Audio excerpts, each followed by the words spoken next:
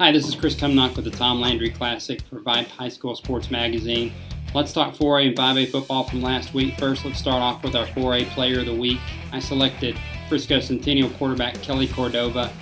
Centennial was coming off a disappointing loss to Frisco Wakeland the week before. We were shut out 21-0. They needed a bounce-back game, and Cordova led them to that type of game this week.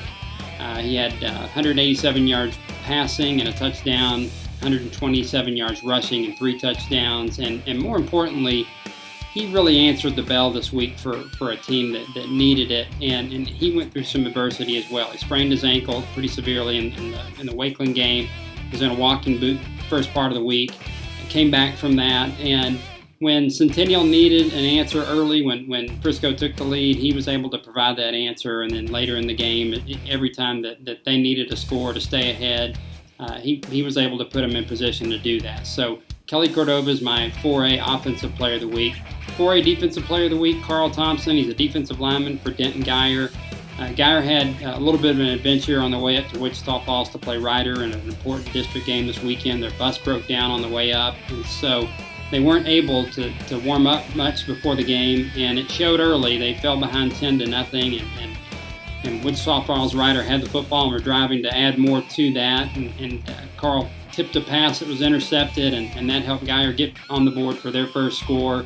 Later, he hit the quarterback as he was throwing that caused another interception, and so anytime you're in a game where you're struggling to get something going, it's typically, if you're going to get something going, it's going to be a defensive play like that or a special teams play. And so I think these were two really instrumental plays in helping them get things going, and eventually they got it going in a big way and won 56-30 and have taken control of that division now. So Carl Thompson's our 4A Defensive Player of the Week.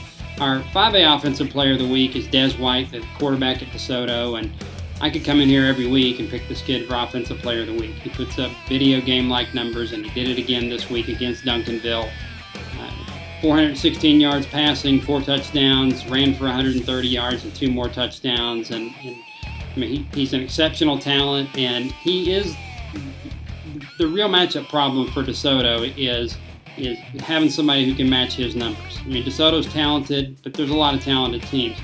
And I've said all along, if you're going to beat DeSoto, it's going to be because you've got a quarterback that can do the similar things to what Des White can do. Because with him, you can't put 9 in the box and say, well, we're going to take away his running ability because he'll throw it downfield and he'll hurt you there. If you say, look, we're going to play a nickel or a dime defense the whole game and not let him throw it down the field, then he'll run and he'll hurt you worse there. So for somebody to come along and beat DeSoto, you're going to have an exceptional quarterback that can come close to matching the production that Des White has. That's why I think everybody's looking down the road to a potential Allen-DeSoto matchup, because Kyler Murray from Allen can certainly put up those type of numbers as well and has all year.